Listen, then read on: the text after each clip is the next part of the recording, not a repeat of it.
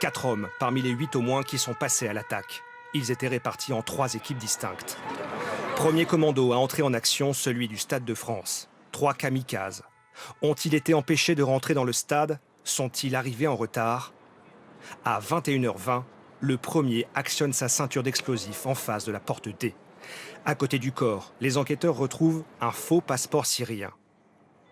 Voici le visage du kamikaze, photographié il y a un mois par les services d'immigration grecs.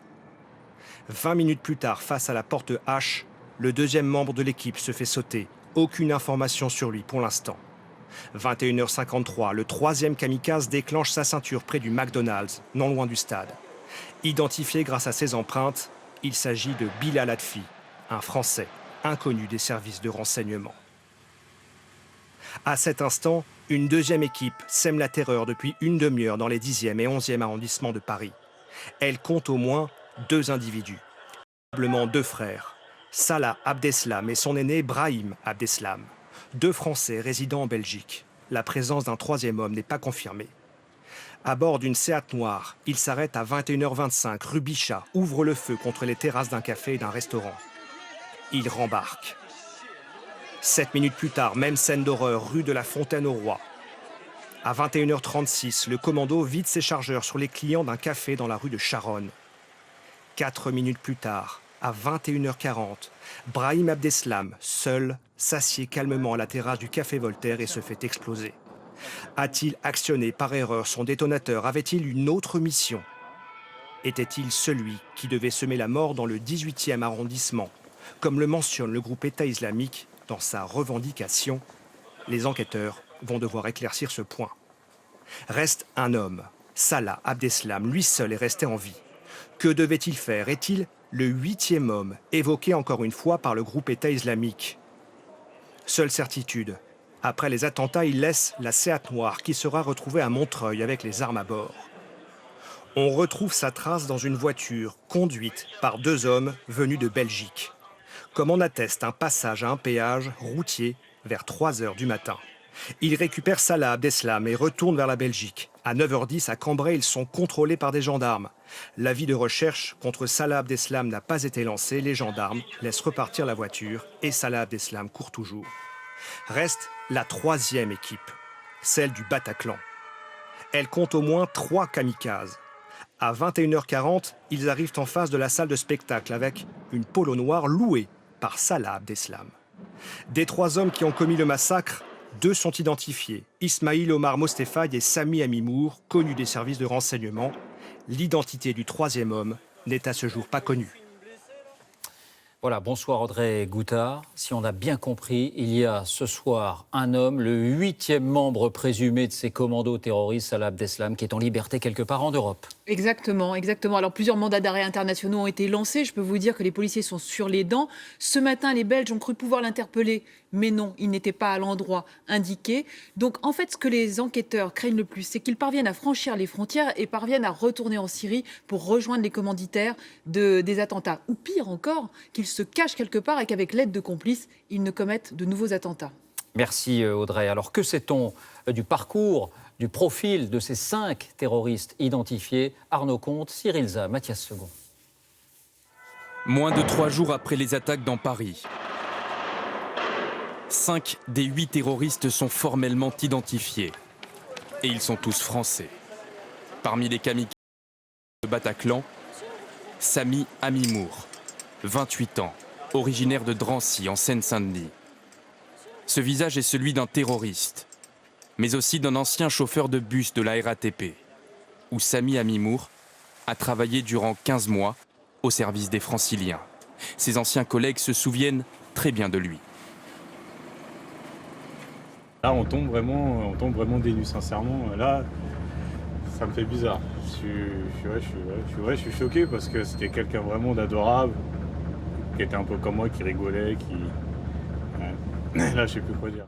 Sami Amimour a presque toujours vécu chez ses parents, dans cet immeuble de banlieue parisienne, où le voisinage évoque un garçon plutôt discret et bien intégré dans son adolescence. À l'école, c'était un bon élève, il était vraiment calme. Et au fur et à mesure, il a commencé à se radicaliser au fur et à mesure.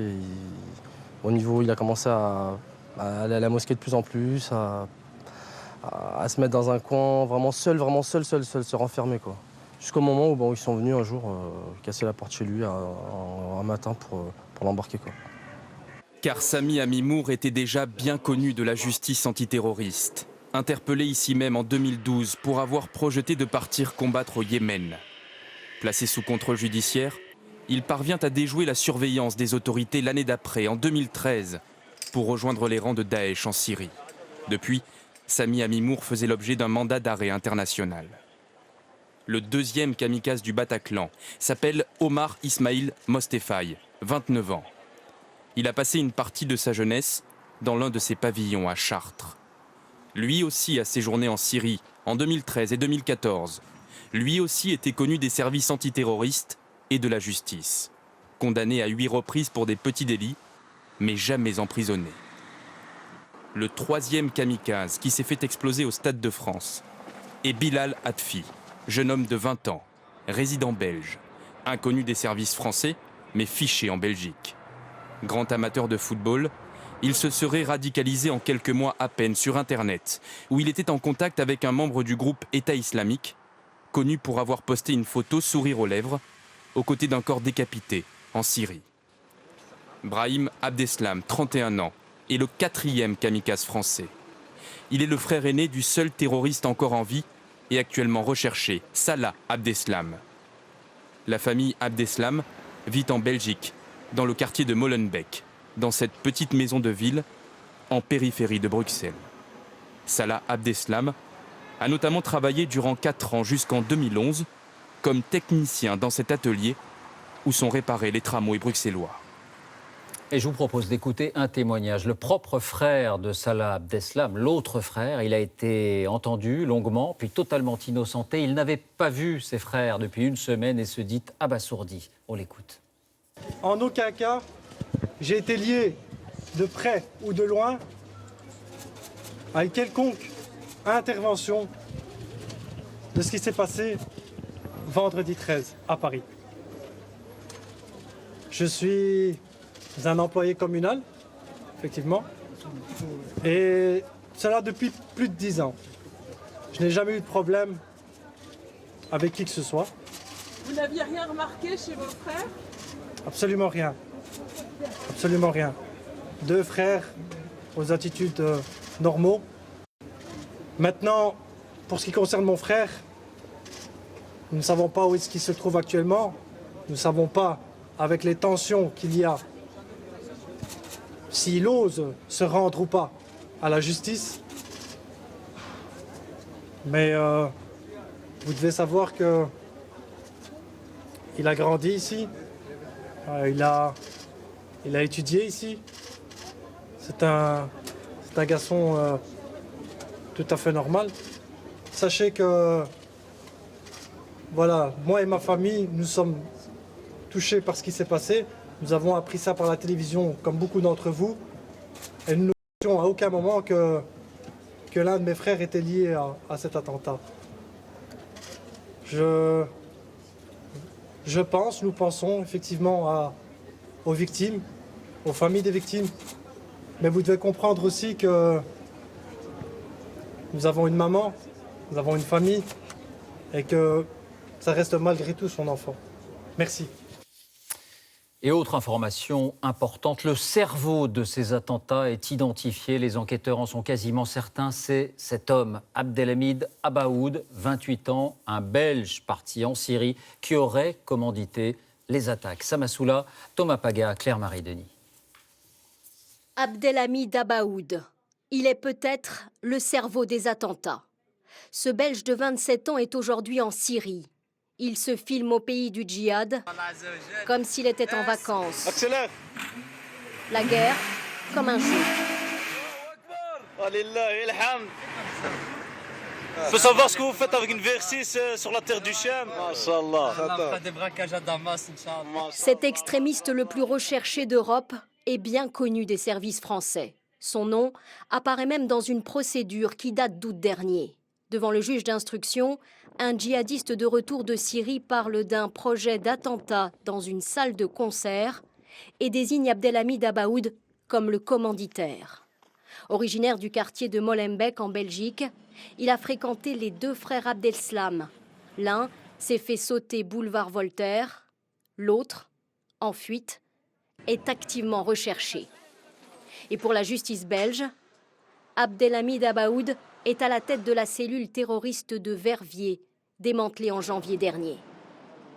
Sur les vidéos récupérées sur son propre portable par des journalistes belges, Abaoud, qui se fait aussi appeler Abou Omar el-Belgiki, filme ses propres exactions. Ils combattaient pour la démocratie, pour la laïcité. Ils combattaient pour l'argent. Ils nous combattaient car nous voulons appliquer la charia d'Allah. Le corps d'un combattant de l'armée syrienne libre. Plus loin, les corps de civils fauchés dans leur vie quotidienne. Ce jour-là, lui et ses acolytes, qui parlent aussi français, doivent ramasser les corps après un massacre. Aucun état d'âme ni humanité. Avant, subhanallah, on tractait des jet skis, des quads, des motocross, des grosses remorques remplies de bagages, remplies de cadeaux pour aller en vacances. Subhanallah. Maintenant, alhamdoulilah, fisabilillah, dans le sentier d'Allah, subhanahu wa ta'ala, on traque les murtad, les kuffars, ceux qui nous combattent, qui combattent l'islam. On est là. Tu peux filmer maintenant. Toutes ces victimes sont musulmanes, mais à leurs yeux, ce sont des mécréants.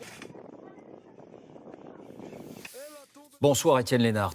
Autre élément d'information important, cet homme, la France a essayé de le tuer il y a quelques semaines.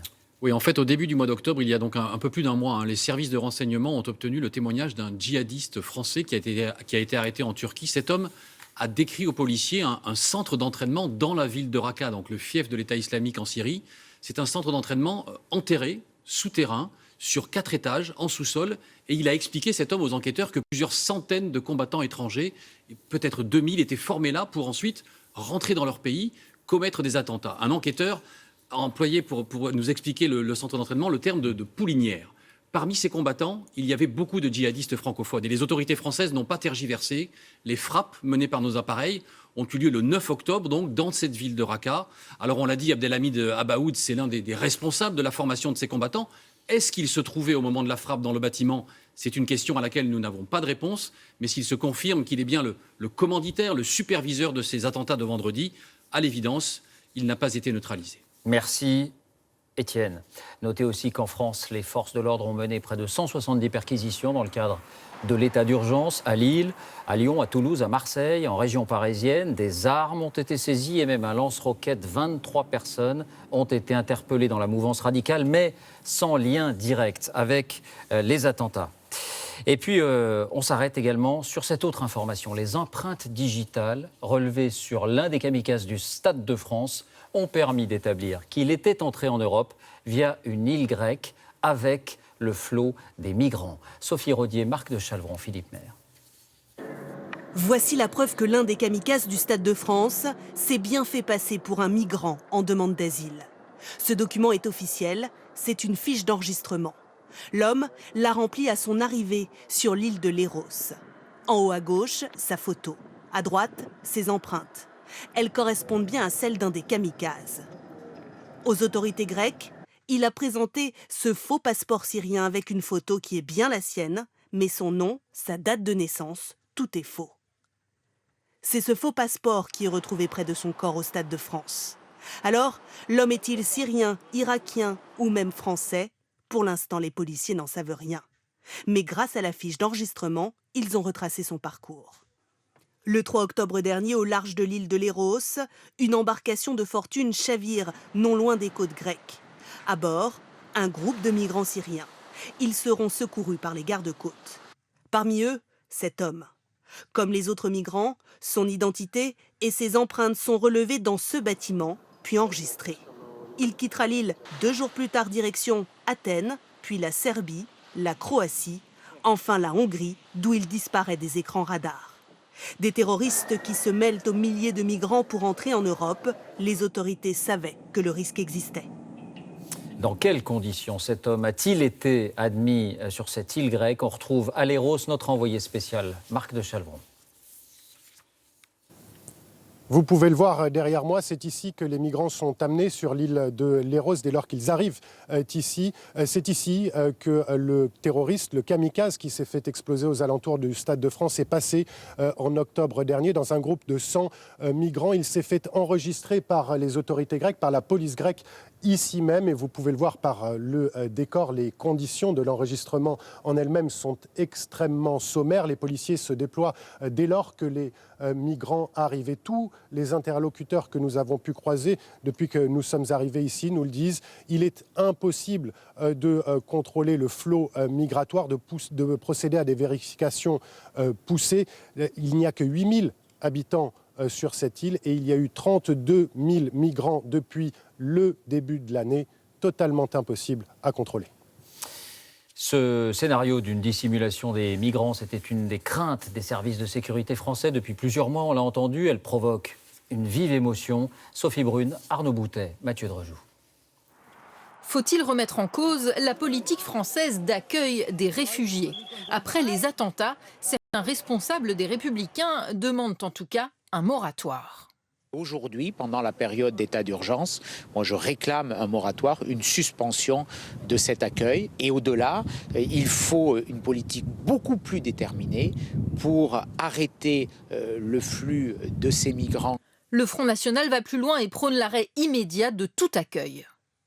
On ne doit plus accepter l'accueil de migrants en France, on ne doit pas accepter de les répartir dans nos communes, il faut les renvoyer vers leur pays quand c'est possible, ou vers des campements à la frontière des pays en guerre dans les autres cas, et puis continuer à faire pression sur les pays voisins. Pour la gauche, au contraire, continuer l'accueil est un devoir moral. Nous savons bien que les colonnes de réfugiés ne sont pas des colonnes de terroristes, que ce sont des colonnes d'hommes, de femmes, d'enfants, de familles qui fuient les dictatures, qui fuient l'oppression, qui fuient la guerre, qui fuient les crimes, qui fuient la barbarie.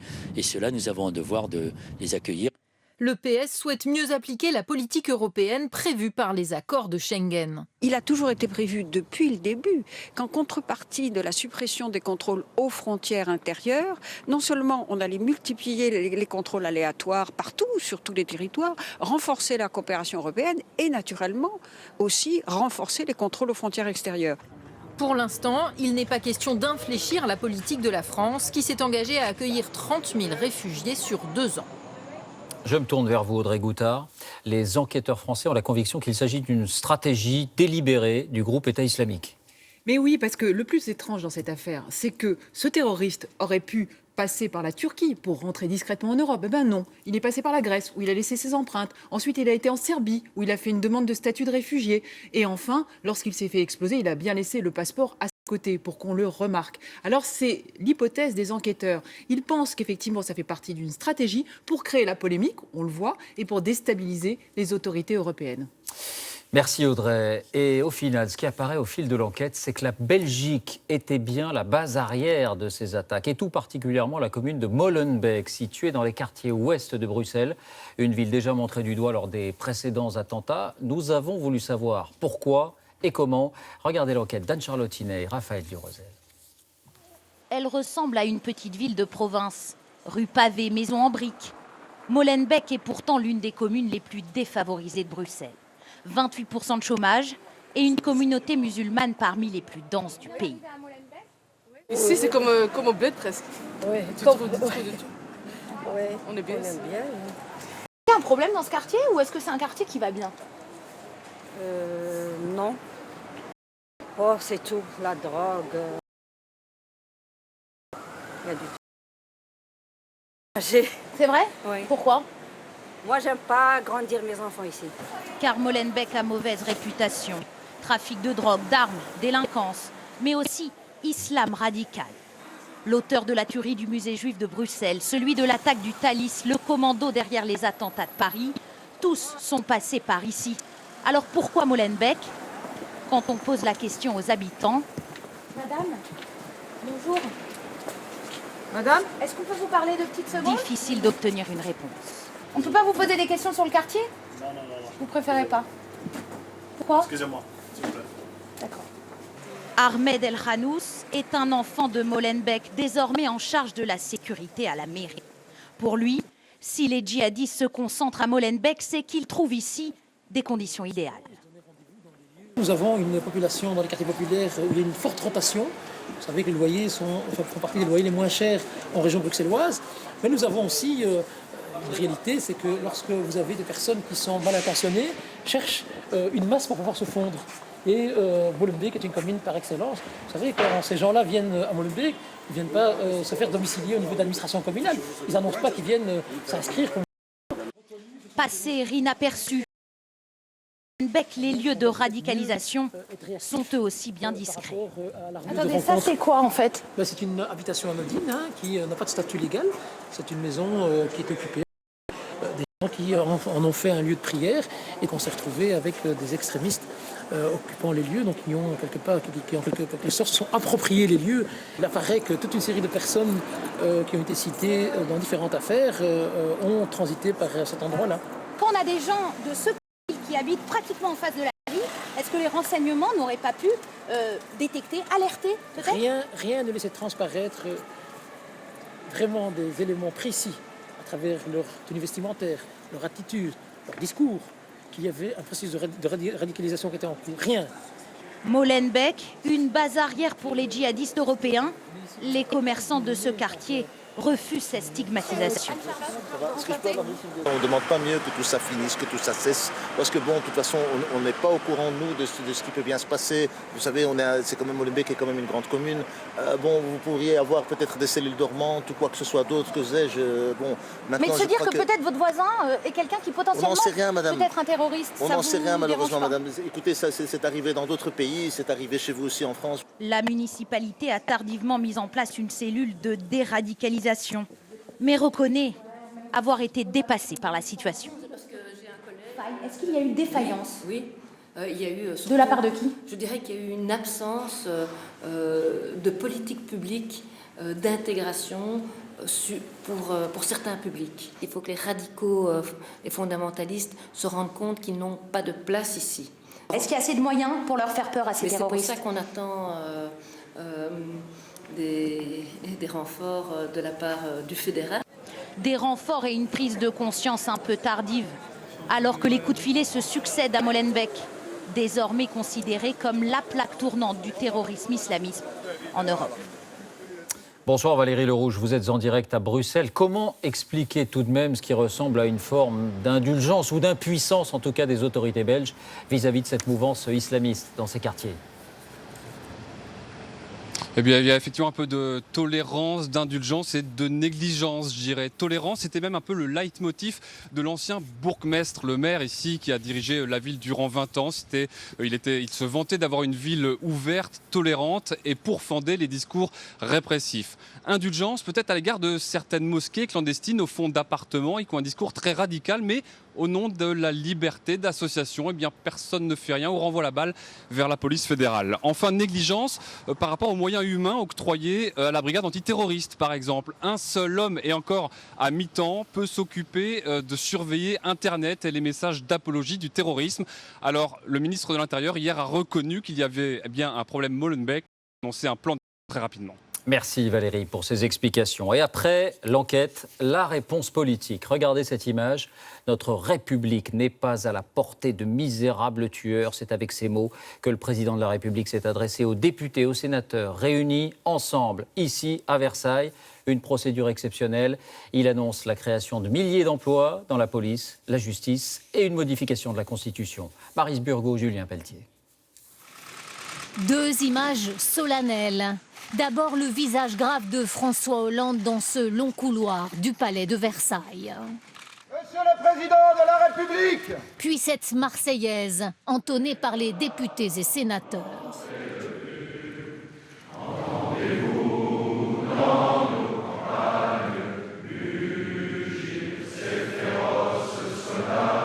François Hollande, offensif, affirme solennellement qu'il mènera une guerre sans merci contre les djihadistes. Le terrorisme ne détruira pas la République, car c'est la République qui le détruira. Notre démocratie a triomphé d'adversaires bien plus redoutables en vérité que ces lâches assassins. Notre République n'est pas à la portée de méprisables tueurs. L'ennemi use des moyens les plus vils, mais il n'est pas hors d'atteinte.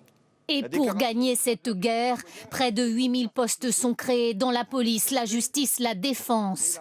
Quant aux djihadistes, s'ils sont binationaux, ils pourront être déchus plus facilement de leur nationalité française et ce n'est pas tout. Nous devons pouvoir expulser plus rapidement les étrangers qui représentent une menace d'une particulière gravité pour l'ordre public.